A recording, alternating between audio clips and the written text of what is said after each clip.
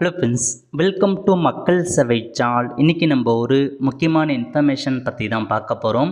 அதாவது pan card வைத்திருப்பவருக்கு ஒரு முக்கிய அறிவிப்பு வெளியே இருக்குது. மத்திய அரசு சார்பில் பேன் 2.0 திட்டத்தை பார்த்தா கொண்டு வந்திருக்காங்க. இந்த ஸ்கீம் மூலமாக என்ன பெனிஃபிட் இருக்க போகுது, ஸோ பழைய பேன் கார்டு என்ன ஆகும், இதை பற்றின மொத்த இன்ஃபர்மேஷன் தான் இந்த வீடியோ பார்க்க போகிறோம்.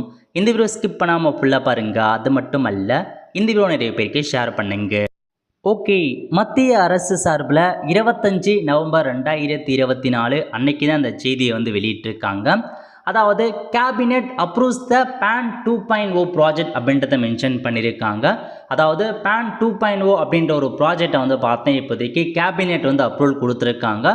ஸோ ஃபார் இன்கம் டேக்ஸ் டிபார்ட்மெண்ட்டுக்கு the financial implication for the PAN 2.0 project will rupees 1435 கோடி ரூபாய் இதுக்காக நிதி ஒதுக்கீடு செஞ்சுருக்காங்க. ஸோ இப்போதைக்கு மத்திய அரசு பேன்